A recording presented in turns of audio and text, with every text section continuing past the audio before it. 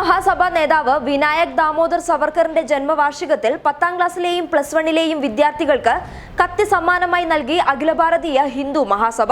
ലോക്സഭാ തിരഞ്ഞെടുപ്പിൽ മികച്ച വിജയം നേടി നരേന്ദ്രമോദി സവർക്കറിന്റെ ആദ്യ സ്വപ്നം സ്വന്തമാക്കിയെന്നും വിദ്യാർത്ഥികൾക്ക് കത്തിയും ആയുധങ്ങളും നൽകി ഹിന്ദു സൈനികരെ വളർത്തിയെടുത്ത് സവർക്കറിന്റെ മറ്റൊരു സ്വപ്നം ഞങ്ങൾ പൂർത്തീകരിക്കുമെന്നാണ് ഹിന്ദു മഹാസഭ വക്താവ് അശോക് പാണ്ഡെ പറഞ്ഞത്.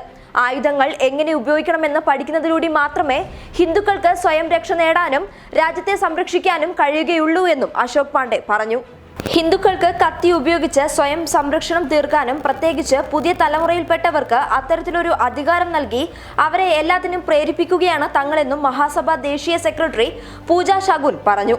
കത്തിക്കൊപ്പം ഭഗവത്ഗീതയുടെ ഒരു പതിപ്പ് കൂടി തങ്ങൾ കുട്ടികൾക്ക് നൽകിയിട്ടുണ്ട് എന്നും പഠനത്തിലും പരീക്ഷയിലും മികച്ച വിജയം കരസ്ഥമാക്കിയവർക്കാണ് ഇത്തരത്തിൽ സമ്മാനങ്ങൾ നൽകിയതെന്നും പൂജ ശകുൻ പറഞ്ഞു.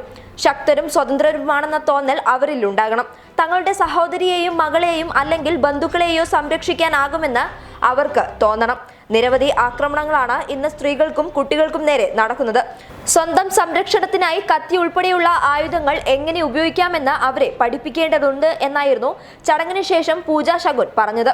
ഇന്നലെ സവർക്കർക്ക് ആദരമർപ്പിച്ച് പ്രധാനമന്ത്രി നരേന്ദ്രമോദി രംഗത്തെത്തിയിരുന്നു. സവർക്കറുടെ 136ാം ജന്മവാർഷികത്തിൽ അദ്ദേഹത്തെ സ്മരിച്ചുകൊണ്ടുള്ള വീഡിയോയും മോദി ട്വീറ്റ് ചെയ്തിരുന്നു. വീര സവർക്കർ ജയന്തിയിൽ ഞങ്ങൾ അദ്ദേഹത്തെ വണങ്ങുന്നു.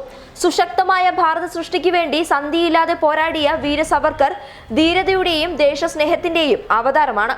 രാഷ്ട്ര നിർമ്മാണ പ്രക്രിയയ്ക്കായി ജീവിതം ഒഴിഞ്ഞുവെക്കാൻ നിരവധി പേർക്ക് പ്രചോദനമായ വ്യക്തിത്വമായിരുന്നു അദ്ദേഹത്തിൻ്റെത് എന്നായിരുന്നു നരേന്ദ്രമോദി ട്വിറ്ററിൽ കുറിച്ചത്.